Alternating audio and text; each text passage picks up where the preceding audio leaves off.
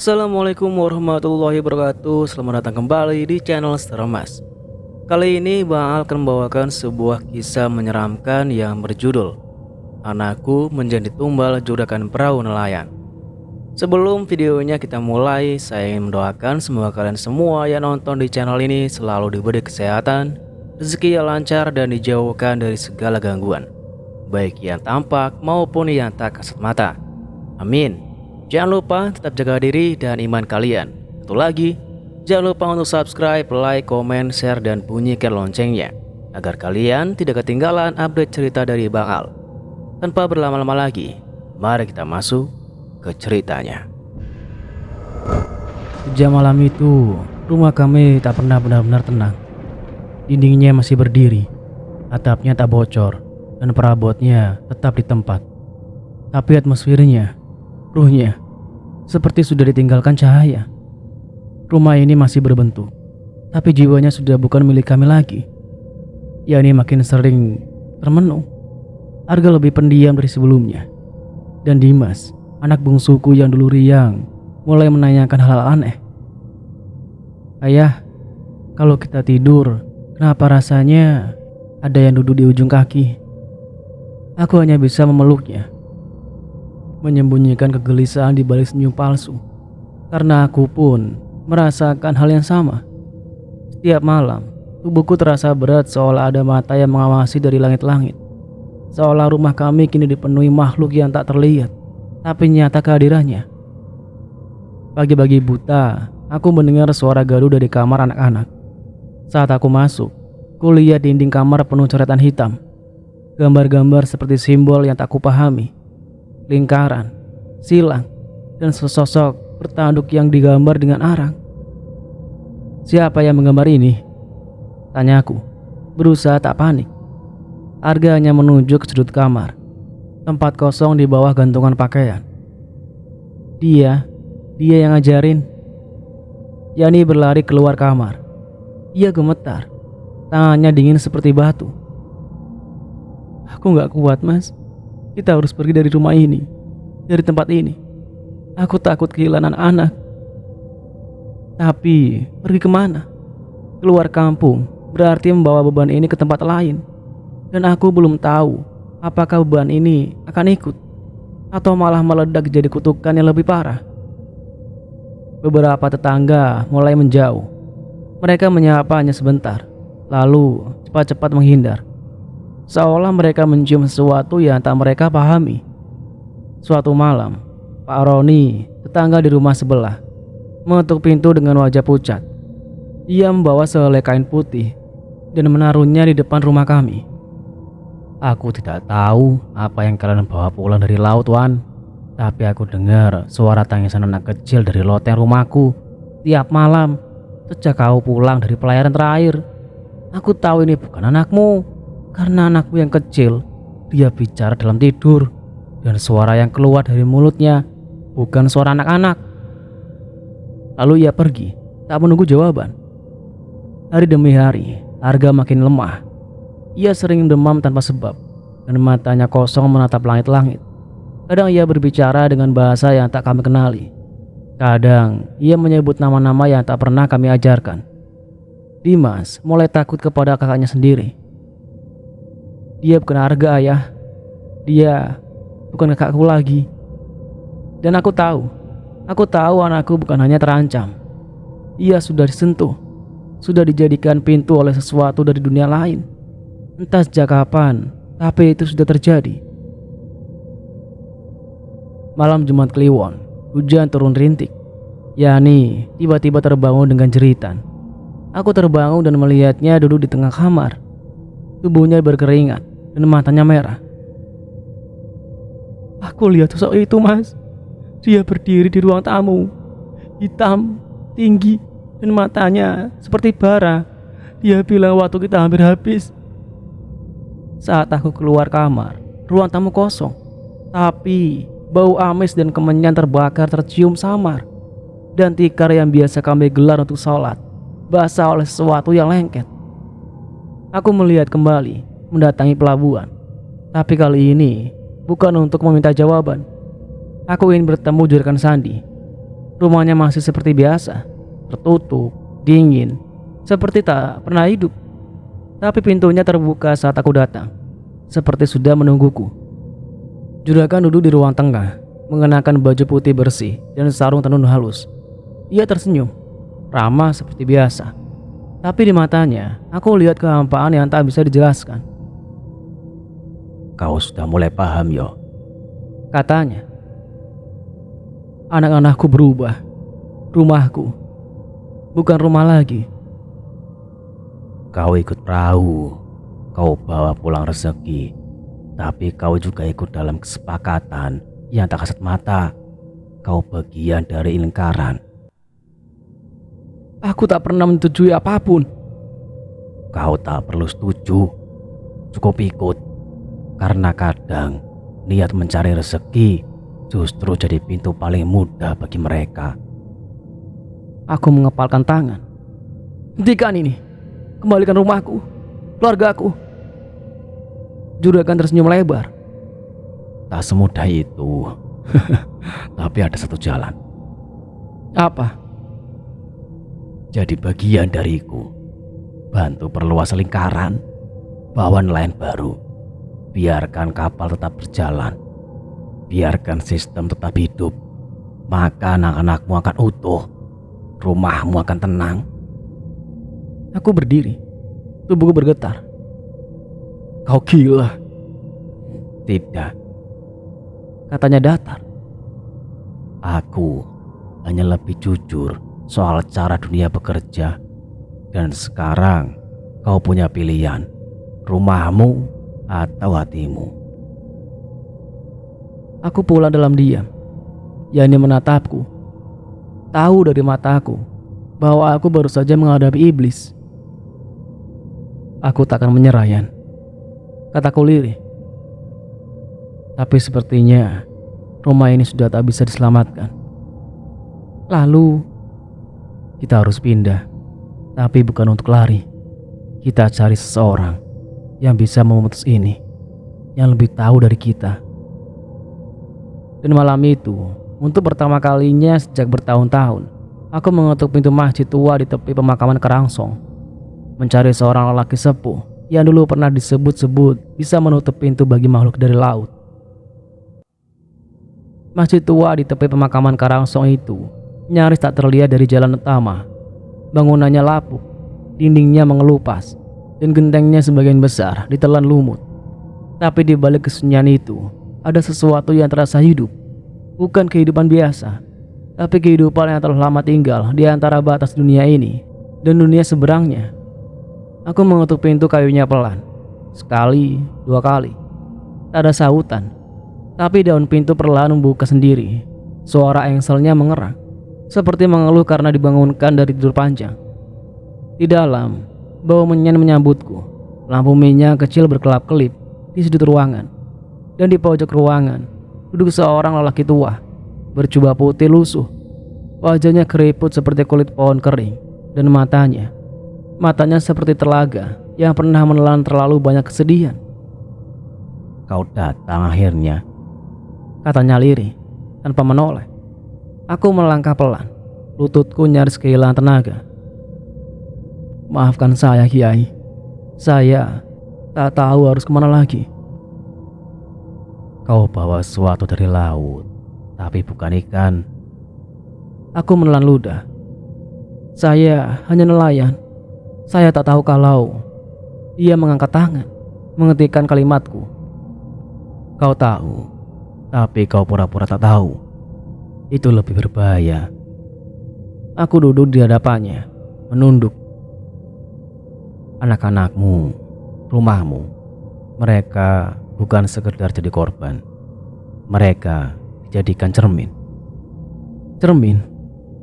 Untuk menunjukkan padamu bahwa rezeki atau halal bisa tumbuh subur di meja makan, tapi akan membusuk dalam tubuh orang-orang yang kau cintai. Aku menggigil. Kiai, apa saya bisa memutus ini? Bisa, tapi kau harus bersih dulu, harus jujur, harus ikhlas meninggalkan semua yang kau kejar. Aku terdiam. Saya rela tinggalkan laut.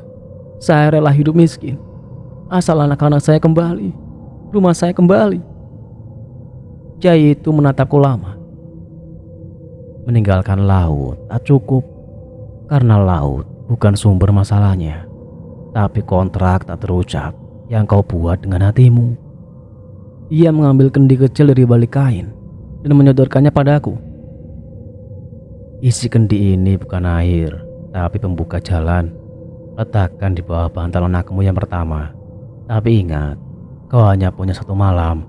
Jika tak ada perubahan, maka pintu mereka sudah terkunci.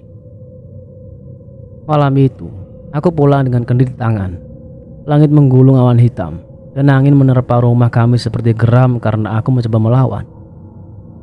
Aku masuk kamar Arga. Anak sulungku itu sedang tidur gelisah. Pelipisnya berkeringat, bibirnya komat kamit. Suaranya tak lagi seperti suara anak kecil. Dia datang. Dia haus. Dia mau laut. Dia mau darah.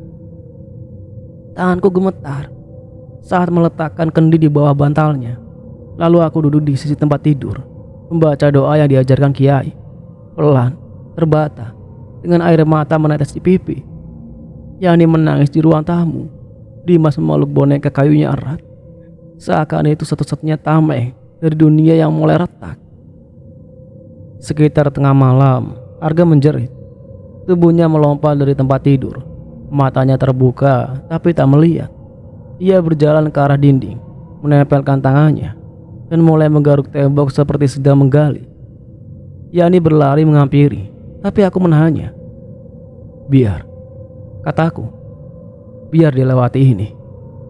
Tak lama kemudian, ia berteriak keras, tapi bukan teriakan manusia.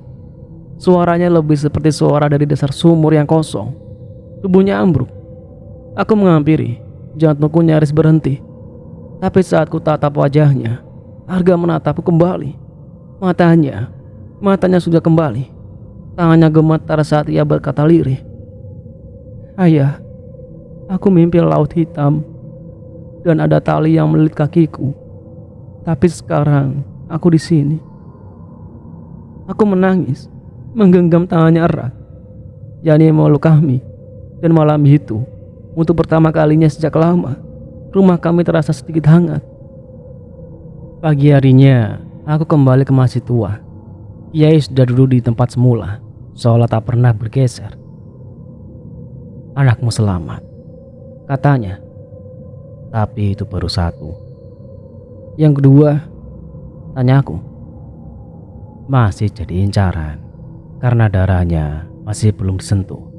Dan biasanya yang tak tersentuh justru lebih berharga bagi mereka.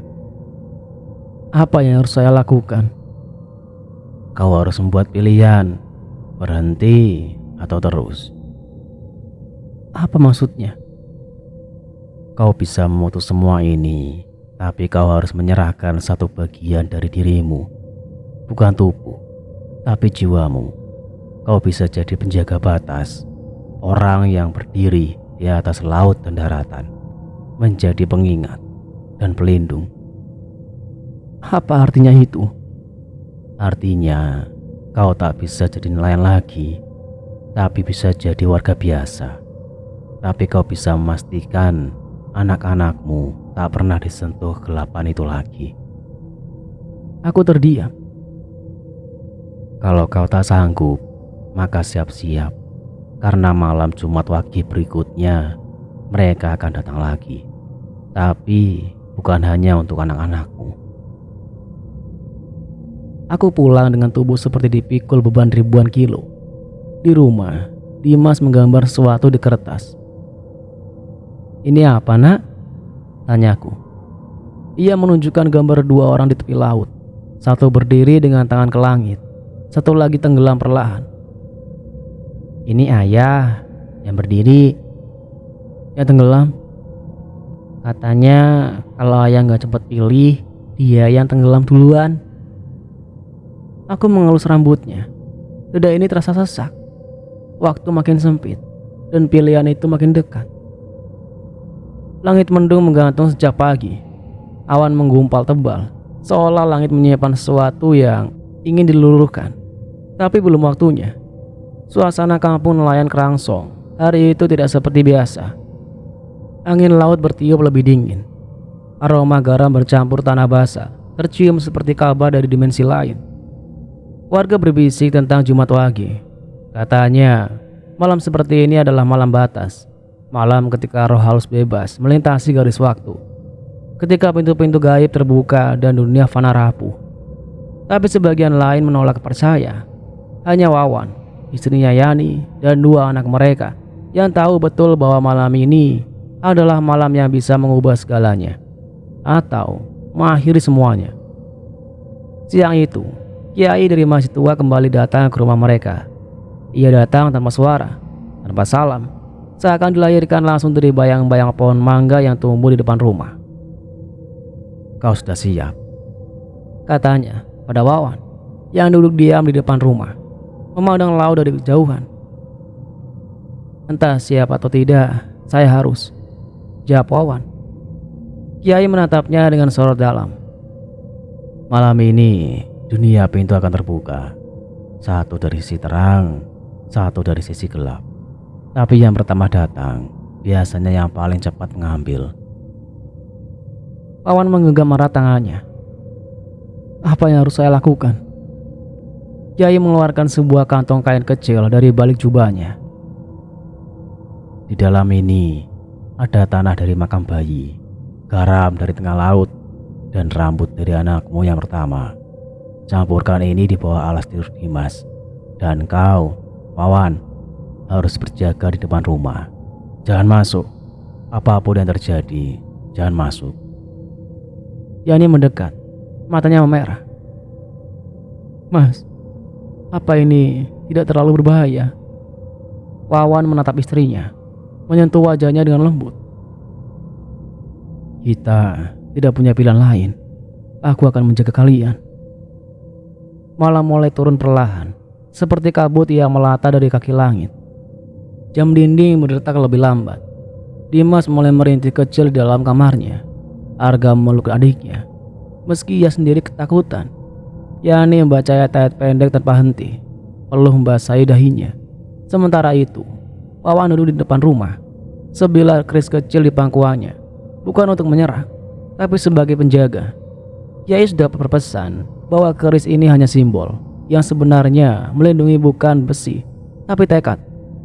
Lalu, tepat pukul 00, angin laut berhenti sejenak, suara jangkrik menghilang, waktu seakan membeku, dan dari kejauhan, suara langkah-langkah mulai terdengar, pelan, berat, seperti ada yang diseret. Wawan menahan nafas. Dari balik kabut, sosok-sosok muncul, bayangan tinggi, kurus, tubuhnya tidak proporsional. Beberapa tanpa wajah, beberapa membawa sesuatu di tangan, seperti jala, tali tambang, dan tulang ikan. Mereka tidak berjalan di tanah, mereka melayang. Tapi suara langkahnya tetap terdengar. Mungkin karena suara itu berasal dari dimensi lain. Mereka berhenti di depan rumah Wawan, yang paling tinggi, yang matanya seperti arang membara. Maju selangkah. Ia berbicara, tapi tidak dengan kata. Suaranya seperti desir angin, tapi menusuk langsung di kepala. Waktu sudah tiba, janji sudah dekat. Bayi harus diganti, atau rumah ini jadi dermaga kami. Wawan berdiri, suaranya bergetar, tapi ia berusaha tegas. Ambil aku, jangan anakku, jangan rumahku. Makhluk itu tertawa, suaranya seperti kayu kering patah. Bukan kau yang kami inginkan. Kau sudah terikat. Tapi bukan darahmu yang menyuburkan laut. Anakmu yang belum tersentuh. Dia perawan jiwa. Wawan mengangkat keris kecilnya. Aku tidak akan biarkan kalian masuk. Makhluk itu mendesis, lalu mundur selangkah. Tapi di belakangnya muncul sosok lain, lebih kecil, rambut panjang, wajahnya mirip Dimas. Yani menjerit dari dalam rumah. Itu bukan anak kita. Wawan mengertakkan gigi. Ia tahu makhluk itu mencoba meniru anaknya untuk melemahkan keyakinannya. Ia menutup mata, mengingat doa yang diajarkan Kiai, dan mulai membacanya. Tiba-tiba, tanah di sekeliling rumah bergetar. Bau amis menyengat keluar dari dalam tanah. Makhluk-makhluk itu mengerang, tidak suka dengan getaran cahaya yang mulai tumbuh dari dalam rumah. Lalu, dari langit, petir menyambar. Sekali, dua kali, tepat di tanah tempat mereka berdiri. Makhluk-makhluk itu melolong. Bayangan mereka perlahan terkoyak, seperti kain terbakar yang bermata bara terakhir lenyap dalam ledakan cahaya keemasan. Lalu, hening. Angin kembali bertiup. Suara jangkrik terdengar lagi. Wawan terduduk, nafasnya tersengal. Tapi ia tahu malam itu ia menang untuk sementara. Pagi harinya, rumah mereka seperti dibersihkan oleh cahaya. Udara terasa dingin. Dimas dan Arga tidur tenang. Yani tersenyum sambil menyiapkan teh. Tapi di mata Wawan ada satu bayang yang belum hilang. Ia tahu walau pintu gelap sudah tertutup, pintu terang pun terbuka. Dan itu berarti ia harus memilih jalannya. Sore harinya, ia kembali ke masjid tua. Kiai sudah menunggu. Mereka tidak akan datang lagi, tanya Wawan. Tidak dalam bentuk yang sama, Jawab Kiai. tapi dunia ini, Wawan, punya harga untuk setiap penyelamatan. Apa yang harus saya bayar? Kiai menatapnya lama. Mulai malam ini, kau tak lagi milik keluargamu. Kau adalah penjaga gerbang, penampung dosa-dosa laut yang belum tuntas. Kau harus tinggal di sini, sendirian, tapi keluargamu akan aman. Wawan menunduk. Mereka lebih penting dari diriku. Malam itu, Wawan tak pulang ke rumah. Yani menatap langit dengan mata sembab. Dimas dan Arga tidur dalam pelukan. Rumah mereka kembali tenang. Tapi tak ada lelaki duduk di beranda seperti dulu. Tak ada suara langkah sepatu nelayan dari kejauhan. Hanya bayang-bayang kenangan yang menggantung di langit-langit rumah. Karena sejak Jumat pagi itu, Wawan bukan lagi nelayan.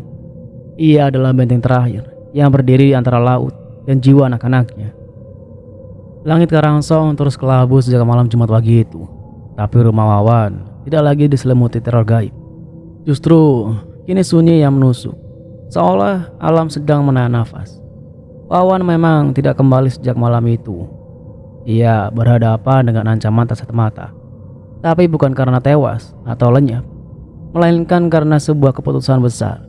Ia memilih mencari jawaban yang lebih dalam, lebih tua dari sekitar dua-dua pelindung. Ia meninggalkan rumah dalam diam, hanya berbekal sarung, sebilah pisau kecil, dan sisa mimpi buruk yang tak habis-habis. Ia tahu pertempuran belum berakhir. Makhluk-makhluk yang datang malam itu hanyalah wajah kecil dari kekuatan besar yang menjelma lewat juragan tempatnya bekerja. Wawan berjalan menuju selatan, melintasi pesisir Cirebon, kemudian ke barat daya. Tujuannya satu, lereng Gunung Lawu. Bukan untuk mencari pesugihan, tapi untuk membongkar akar dari perjanjian gelap yang menelan anak-anak nelayan sebagai tumbal. Di rumah, Yani terus menjaga anak-anak. Ia masih menyembunyikan ketidakhadiran Wawan dari warga. Di hatinya, ia percaya suaminya tidak lari, tapi sedang berjuang di medan lain. Ia bisa merasakan denyutnya setiap malam, lewat mimpi-mimpi ganjil dan aroma laut yang masuk lewat celah-celah jendela. Sementara itu, warga Karangsong mulai resah. Laut mulai memberi isyarat tak biasa. Perahu kandas tanpa sebab, jala robek, dan ikan-ikan mati mengambang sebelum mencapai darat. Dan yang paling mengerikan, 3 anak nelayan jatuh sakit secara misterius. Badan panas, mata kosong, dan mereka semua mengigau hal yang sama. Ada yang memanggil dari dasar laut. Wawan sampai di sebuah padepokan tua di lereng timur Gunung Lawu. Dulu tempat ini digunakan para petapa zaman Majapahit untuk menyepi. Kini hanya dihuni seorang lelaki renta bernama Mbah Wargasema. Tidak semua bisa menemuinya, tapi Wawan datang dengan bekal keyakinan dan sedikit darah luka dari malam Jumat pagi yang masih melekat di bajunya.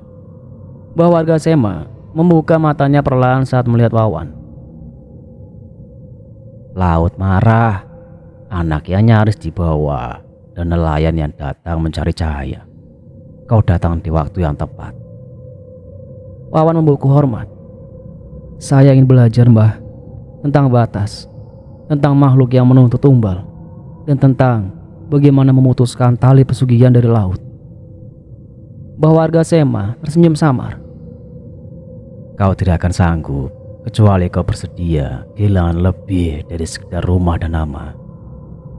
Wawan menatap lurus.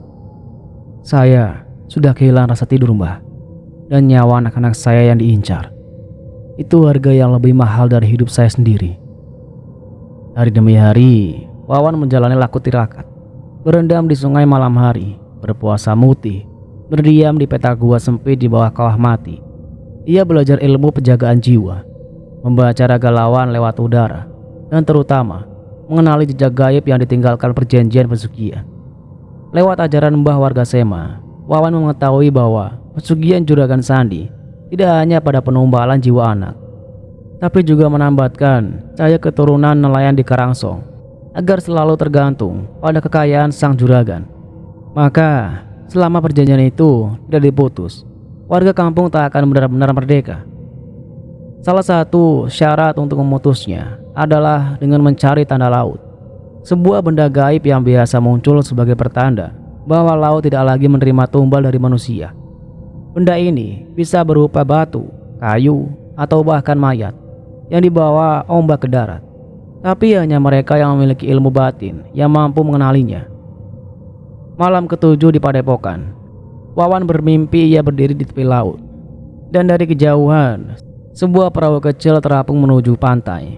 Di atasnya terdapat keris tua berselimut lumut. Saat Wawan hendak menyentuhnya, ombak besar datang dan suara perempuan dari laut berkata, "Kalau kau ambil ini, kau tidak akan bisa kembali sebagai manusia biasa."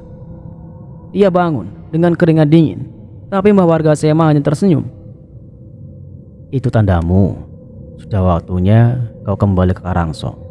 Tapi ingat, sebelum mencari benda itu, kau harus bersih dari rasa dendam.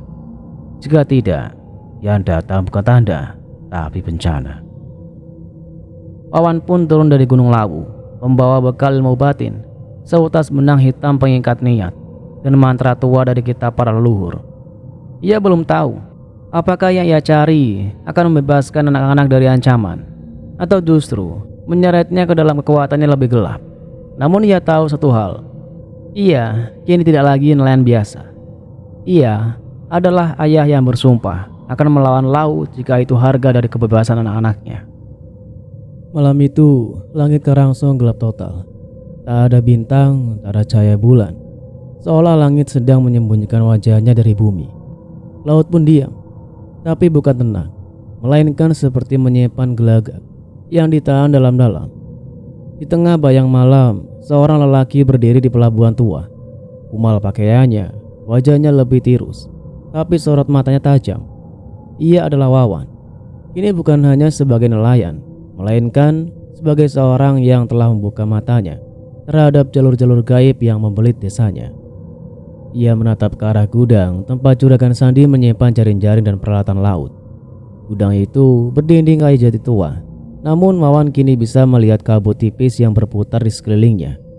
Kabut yang hanya bisa dilihat oleh mata yang sudah dibuka. Ia tahu malam itu waktunya.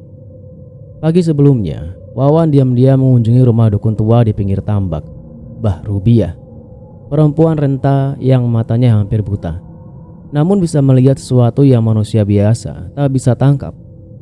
Ia adalah salah satu dari sedikit penjaga adat Karangsong yang selama dari masa-masa kelam pesugihan juragan. Saat Wawan datang, Mbah Rubiah tak berkata sepatah kata pun. Ia hanya mengambil secari kain hitam dari peti, lalu menyerahkannya pada Wawan. "Ini tali gaib pertama. Dulu dikubur bersama anak kembar nelayan yang dijadikan tumbal. Juragan Sandi mencabutnya kembali setelah 15 tahun.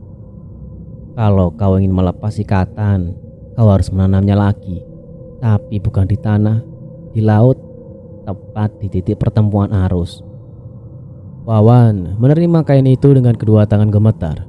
Ia tahu tugas itu bukan sekedar simbolis.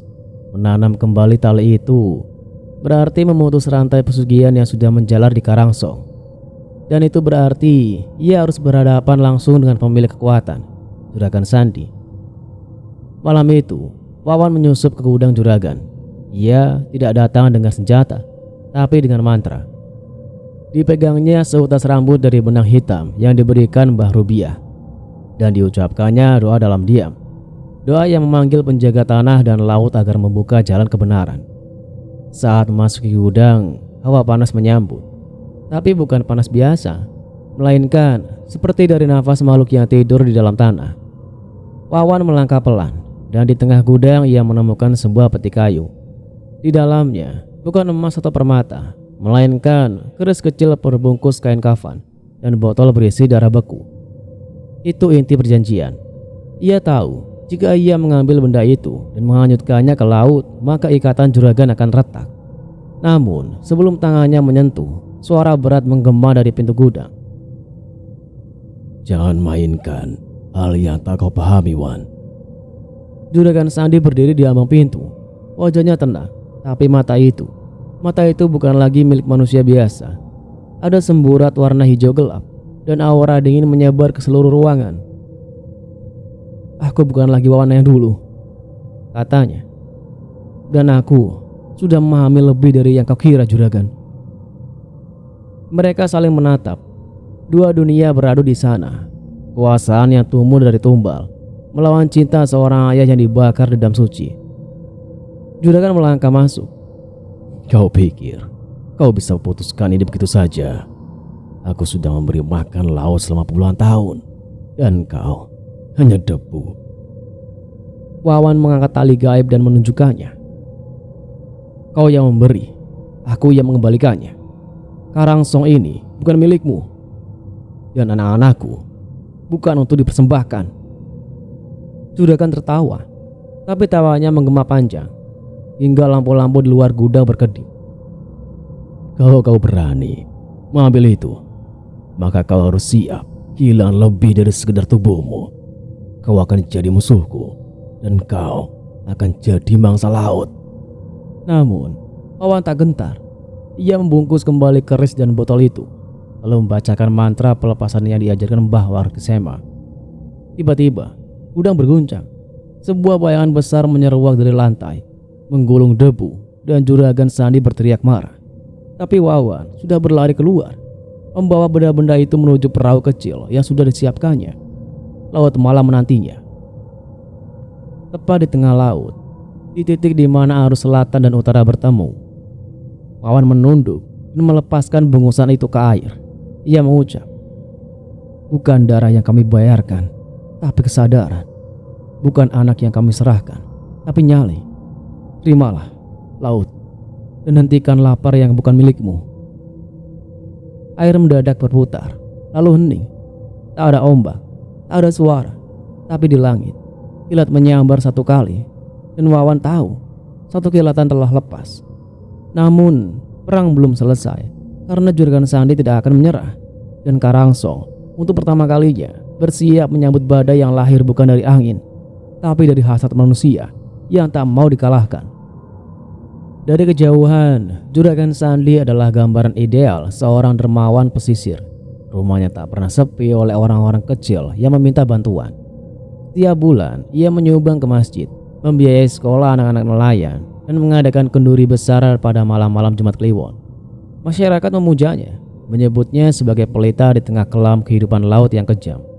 Tapi mereka tak pernah tahu, semua itu adalah bayangan, kabut, topeng yang ditenun dari jampi dan perjanjian. Sementara di balik pintu-pintu rumahnya yang berdinding kayu jati tua, kekuatan gelap tumbuh subur.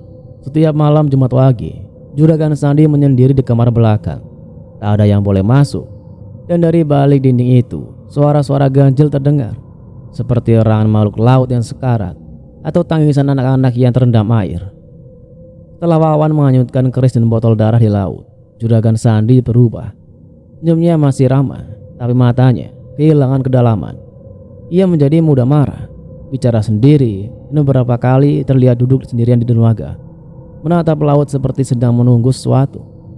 Ia tahu ada yang telah robek, perjanjian yang ia rawat selama berpuluh tahun. yang memberinya kekayaan dan kekuasaan mutlak di Karangsong telah terganggu. Dan hanya satu orang yang cukup nekat untuk melakukannya, yaitu Wawan. Tapi Sandi tidak tinggal diam. Ia tahu kekuatannya tidak hanya bersumber dari laut, tapi dari kepercayaan orang-orang. Selama warga Karangsong masih mengaguminya, ia masih bisa menanam benih gaib di hati mereka. Maka ia mulai merancang sandiwara barunya. Ia mengundang para wartawan lokal, menyumbang perahu untuk 5 keluarga miskin, bahkan menyekolahkan anak-anak yatim ke pesantren jauh di luar kota. Semua diberitakan, semua dibesarkan. Juragan Sandi, dermawan sejati Karangsong. Namun, sandiwara itu hanyalah layar tipis. Di baliknya, ia mulai memanggil kembali makhluk-makhluk gaib yang dulu membantunya.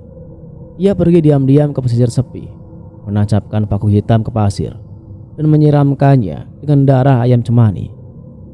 Ia bicara pada laut, tapi kali ini laut tak menjawab seperti biasa.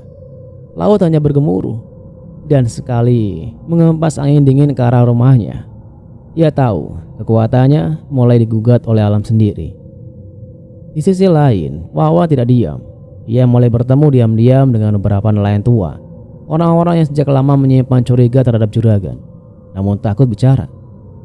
Perlahan, mereka membentuk lingkaran kecil, tidak untuk menyerang, tapi untuk menyadarkan. Mereka mulai menyebarkan kisah lama tentang anak-anak nelayan yang hilang secara misterius, tentang malam-malam penuh jeritan di rumah juragan, tentang janji-janji kekayaan yang disertai syarat gaib. Cerita-cerita itu semula dianggap dongeng, tapi ketika anak dari Pak Karta, nelayan muda, tiba-tiba demam tinggi dan mengigau melihat juragan dalam bentuk ikan besar bertaring, semua berubah. Istri Pak Karta bersumpah melihat juragan berdiri di depan rumahnya malam itu, meski tetangga lain mengaku juragan sedang di masjid. Ketakutan mulai merayap.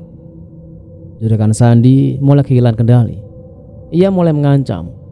Wawan didatangi orang suruhan malam hari. Batang pisang ditusuk keris di depan pintu rumahnya. Tapi Wawan tidak gentar. Ia hanya menanam bunga kenanga dan membacakan doa pelindung. Ketika ancaman tak mempan, juragan mulai menggunakan siasat halus. Ia menyebarkan kabar bahwa Wawan bekerja sama dengan dukun hitam. Bahkan menyebar fitnah bahwa anak-anak Wawan kerasukan karena ulahnya sendiri. Warga mulai bingung antara percaya dan takut. Puncaknya terjadi pada saat juragan mengadakan kenduri laut besar-besaran. Ia mengundang semua warga, membagi-bagikan uang, beras, bahkan emas kecil dalam amplop. Orang-orang yang mulai ragu kembali condong padanya. Namun, malam setelah kenduri, seekor paus mati terdampar di pantai Karangsong. Matanya menghitam, perutnya robek, dan di mulutnya tersangkut kain kafan dengan nama Wawan tertulis di atasnya. Itu bukan kebetulan, itu pesan dari laut. Paginya, Wawan datang ke pantai. Ia berdiri di hadapan bangkai paus dan bersimpuh. Tidak takut, tapi sedih. Ia tahu perang ini belum selesai, tapi laut kini mulai menunjukkan keberpihakan. Ia membisikkan mantra pelepasan jiwa, bukan untuk mengusir makhluk, tapi untuk menenangkan arwah binatang yang jadi korban pertarungan dua dunia. Dari kejauhan, Juragan Sandi menyaksikan. Wajahnya pucat. Ia tahu Wawan kini bukan hanya ancaman, tapi simbol bahwa kebenaran bisa lahir dari keberanian yang sederhana. Dan sandiwara dermawan itu mulai retak. Di hari itu, langit menggigil, bukan karena hujan, tapi karena sesuatu yang lebih sunyi dari tangis dan lebih peka dari gelap. Di dalam rumah mungil yang tak jauh dari pesisir Karangsong, dua anak kecil meringkuk di bawah selimut tipis. Mereka bukan sekedar menggigil karena udara dingin laut yang menyusup lewat celah dinding, melainkan karena mimpi buruk yang datang berulang kali. Raka, anak pertama Wawan, berkeringat dingin meski tubuhnya menggigil. Dalam tidurnya, ia mengigau. Tangannya bergerak seperti menepis bayangan yang tak terlihat. "Jangan, ayah, jangan serahkan kami." Sementara adiknya, Arga, tidur lebih tenang, tapi matanya yang tertutup bergerak cepat di balik kelopak, seolah jiwanya sedang berlari. Wawan yang duduk di sudut ruangan hanya bisa menatap kedua anaknya dalam diam. Hatinya penuh luka, tapi mulutnya keluh. Ia tahu mimpi-mimpi itu bukan sekedar bunga tidur. Itu adalah peringatan. Sejak Wawan memutus satu ikatan gaib juragan Sandi, anak-anaknya menjadi sasaran balik. Bukan oleh juragan secara langsung, tapi oleh kekuatan yang dulu ia bangkitkan. Kekuatan yang haus akan tumbal. Beberapa hari sebelum mimpi-mimpi buruk itu muncul, Wawan menemukan sesuatu di balik gudang tua juragan. Sebuah tanah kosong yang ditutupi lempengan kayu. Ia merasa ada yang ganjil. Suatu malam, ia kembali ke sana sendirian, menggali tanah itu pelan-pelan. Dan yang ia temukan membuat tubuhnya bergetar. Tulang belulang kecil. Bukan ikan, bukan hewan, tapi tulang anak-anak. Ia menghitung ada 6 kerangka. Satu di antaranya masih terikat dengan gelang kaki dari benang merah. Tanda khas anak bayi nelayan. Wawan menunduk. Hatinya remuk. Ia tahu ini bukan sekedar kuburan. Ini adalah altar. Tempat mengikat perjanjian. Tempat di mana anak-anak menjadi ganti untuk kekuasaan laut. Malam itu ia menangis. Bukan karena takut, tapi karena marah pada diri sendiri. Karena pernah menjadi bagian dari kapal juragan tanpa menyadari bahwa setiap tangkapan ikan bisa saja dibayar dengan nyawa manusia. Keesokan harinya, Wawan menguburkan ulang tulang-tulang itu di pemakaman umum. Diam-diam, dengan doa panjang. Ia berharap ruh-ruh kecil itu tenang. Tapi sejak itu, anak-anaknya mulai demam. Mula-mula hanya panas tinggi. Lalu tubuh Dimas dan Arga mulai muncul ruam aneh, seperti sik ikan di dada. Dukun kampung bilang itu angin laut. Tapi Mbah Rubiah yang telah lama membimbing Wawan menggelengkan pelan. Itu bukan penyakit, itu panggilan, katanya lirih. Juragan tahu kau sudah membongkar dasar perjanjiannya, dan dia menagih kembali tumbalnya. Wawan memeluk anak-anaknya malam itu, seolah pelukannya bisa mencegah maut menjemputnya. Tapi waktu tak bisa ditawar. 3 malam kemudian, Arga mengembuskan nafas terakhir dalam tidurnya. Usianya baru 7 tahun. Tubuhnya dingin, tapi wajahnya damai. Wawan memeluk tubuh mungil itu erat-erat, sambil menahan jerit yang hanya bisa melolong dalam dada. Tak ada yang tahu apa penyebab kematian Arga. Dokter puskesmas tak menemukan penyakit, tapi Wawan tahu itu karena perjanjian yang belum benar-benar terputus, dan Arga adalah bayaran untuk keberaniannya. Beberapa hari setelahnya, Dimas pun melemah, tapi Wawan tak mau kehilangan anak keduanya. Ia membawa Dimas ke Mbah Rubiah, dan bersama mereka melakukan ritual pelepasan, menyegel tubuh Dimas dari gangguan gaib. Dimas selamat, tapi trauma di matanya tak pernah hilang. Tiap malam, anak itu memanggil adiknya dalam tidur. Arga, maaf, aku gak bisa jaga kamu. Wawan tak pernah menjawab. Ia hanya duduk diam, menatap langit yang kini terasa lebih berat daripada laut itu sendiri. Dari kejauhan, juragan Sandi mendengar kabar kematian anak Wawan. Ia tersenyum tipis, tapi di dasar hatinya ada yang meronta. Karena ia tahu kekuatan yang dulu ia kendalikan kini mulai berjalan sendiri. Bahkan ia pun kini sekedar wayang dari kutukan yang ia buat sendiri. Dan Wawan, lelaki yang dulu ia anggap hanya nelayan miskin, kini telah menjadi lawan yang tak bisa ia kendalikan. Langit Karangsong tampak murung sejak kepergian Arga. Awan hitam menggantung berhari-hari, seolah langit sendiri enggan memberikan cahaya. Laut pun berubah, ombaknya tinggi dan angin tak lagi ramah. Nelayan-nelayan tak berani melaut.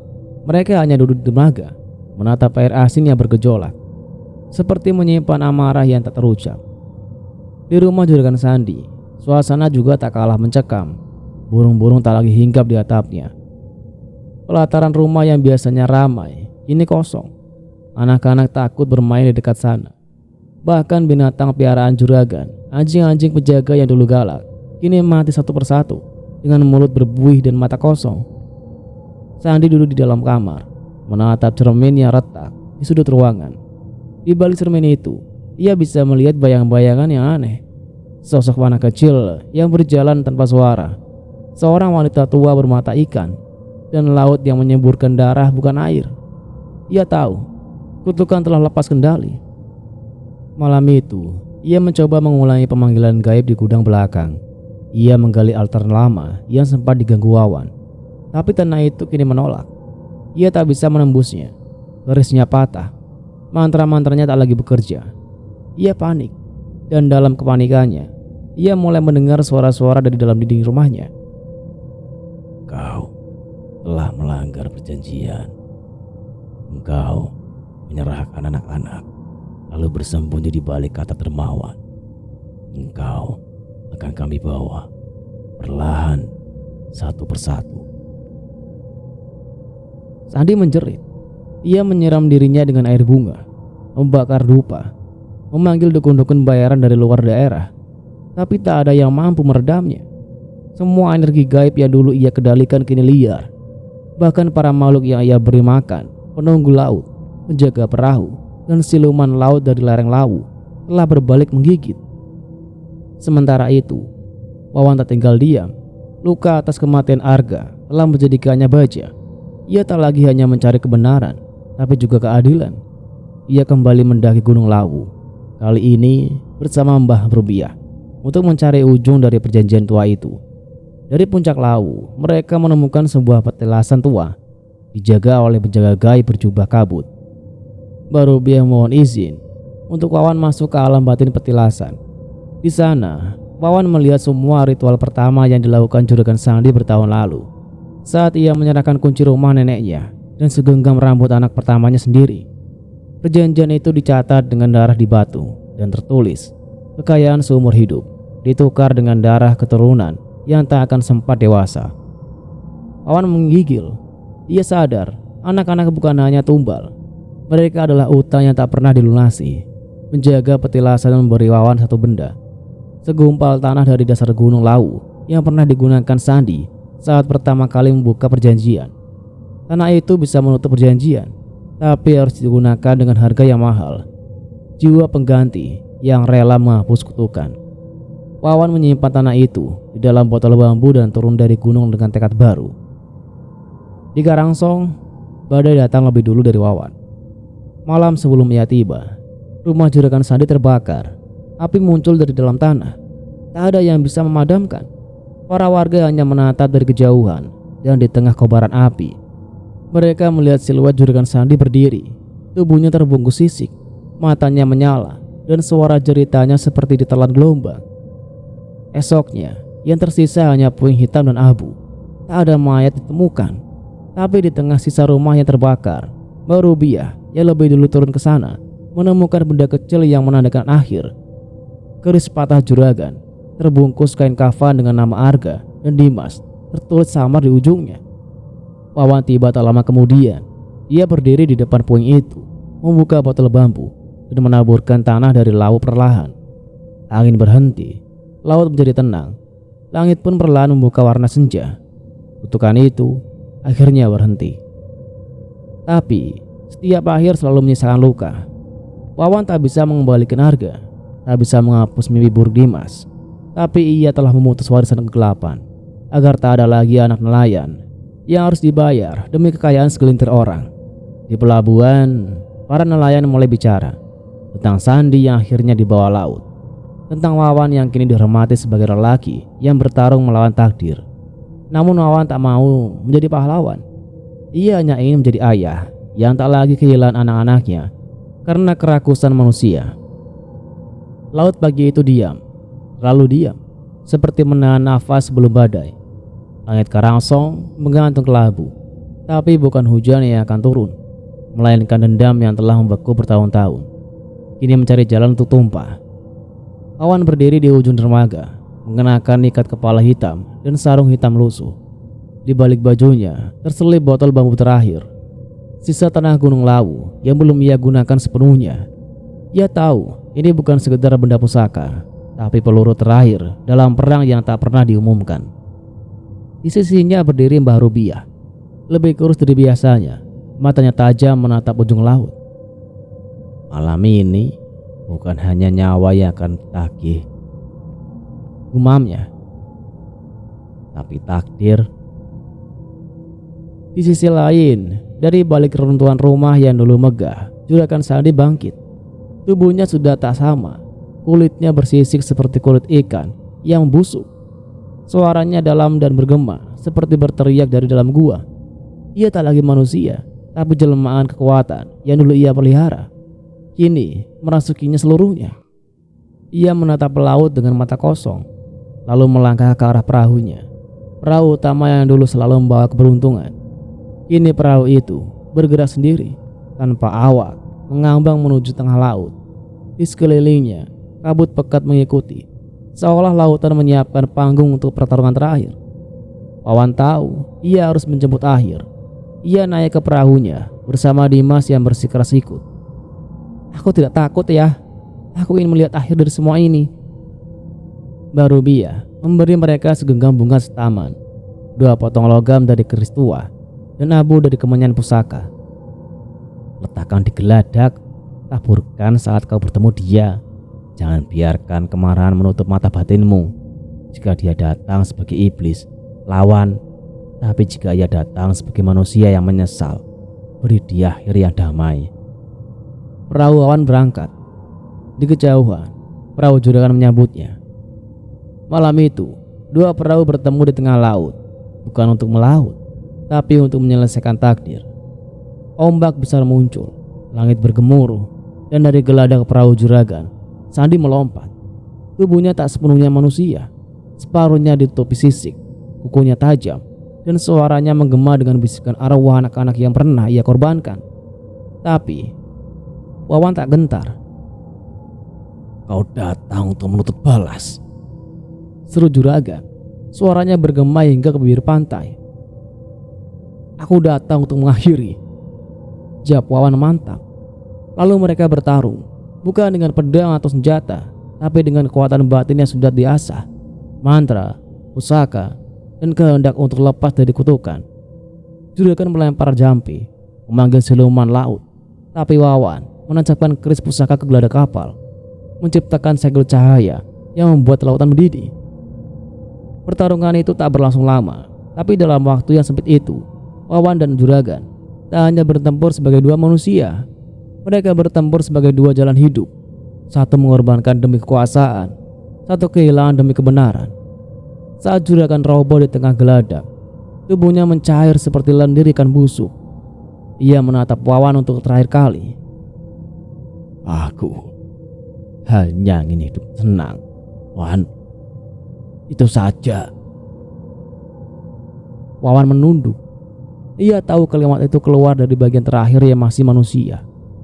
Maka ia menaburkan sisa tanah gunung Lawu ke atas tubuh juragan dan membaca doa panjang. Laut pun pelan-pelan menjadi tenang. Keesokan harinya, perahu Wawan kembali ke dermaga. Dimas menggenggam tangan ayahnya. Di belakang mereka, laut telah berubah. Tak lagi ada kabut, tak ada lagi jeritan arwah di malam hari. Warga Karangsong menyambut Wawan dengan diam. Mereka tahu sesuatu telah berubah. Tidak ada suara kemenangan, hanya udara yang lebih ringan, seolah beban panjang telah dicabut dari pundak mereka semua. Malamnya, Wawan duduk di samping pusara Arga. Ia membisikkan kalimat lembut ke tanah. "Sudah selesai, nak. Laut sudah kembali menjadi laut." Dimas duduk di dekatnya, menatap bintang yang kembali muncul. "Ayah, kalau aku besar nanti, aku tidak mau jadi nelayan." Wawan tersenyum. "Kenapa?" "Aku ingin jadi orang yang menjaga agar laut tak dimiliki orang seperti dia." Wawan memeluk putranya erat, dan di balik pelukan itu, laut Karangsong mulai bernyanyi. Bukan nyanyian ratapan, tapi nyanyian tenang dari alam yang akhirnya kembali ke haknya. Dan cerita pun selesai. Bagaimana menurut kalian? Tulis komentar kalian di bawah. Jangan lupa untuk klik like, komen, subscribe, dan bunyikan loncengnya agar kalian tidak ketinggalan update cerita berikutnya dari Bang Al. Bang Al pamit. Wassalamualaikum warahmatullahi wabarakatuh.